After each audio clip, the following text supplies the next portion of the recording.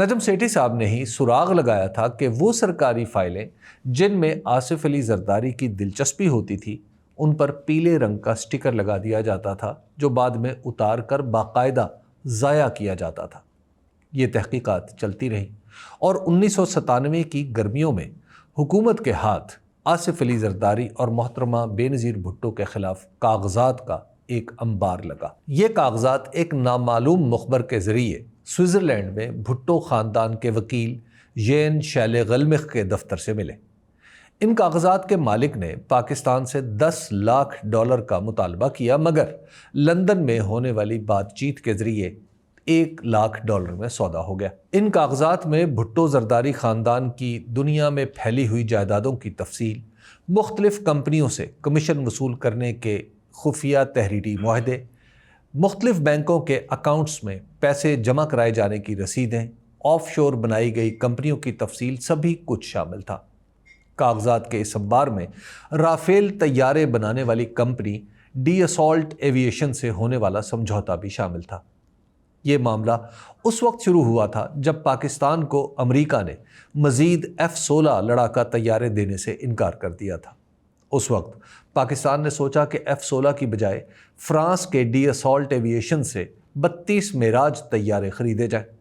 1995 میں اس کمپنی نے پاکستان کے ساتھ مذاکرات شروع کیے تو اسے پتہ چلا کہ اصل بات چیت آصف علی زرداری اور عامر لودھی نام کے وکیل سے ہوگی جو پیرس میں کام کرتے تھے۔ عامر لودھی محترمہ ملیحہ لودھی کے بھائی تھے جنہیں محترمہ بے نظیر بھٹو نے امریکہ میں سفیر لگایا تھا۔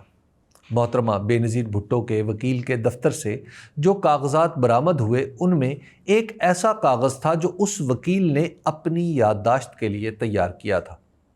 اس کاغذ میں بتایا گیا تھا کہ ڈی اسالٹ ایویشن نے ایسا معاہدہ تیار کیا ہے جس کی صرف ایک ہی کاپی ہوگی جو فرانس میں اس کے دفتر میں پڑی رہے گی۔ اس معاہدے کے مطابق آصف علی زرداری کے زیر انتظام آف شور کمپنی مالٹن بزنس ایس-اے کو 5% معاوضہ دیا جائے گا۔ انگریزی میں معاوضے کے لیے لفظ ریمیونریشن استعمال ہوا۔ یہ بھی واضح کیا گیا کہ صرف ڈی اسالٹ ایویشن ہی نہیں بلکہ اس سے جڑی 2 کمپنیوں کی طرف سے بھی یہ معاوضہ آئے گا۔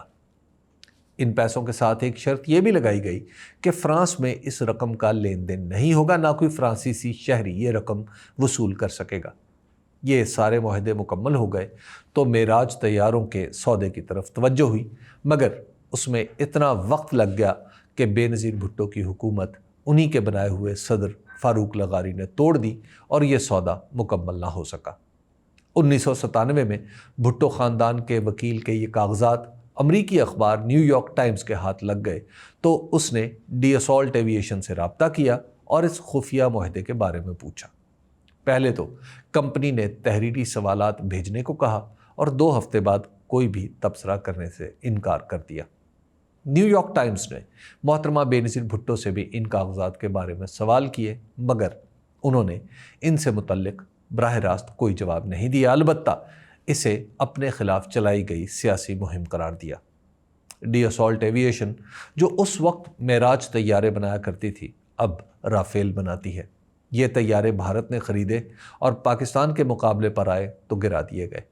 ڈی اسالٹ ایویشن آج بھی لڑاکا طیارے بنا کر بیچ رہی ہے۔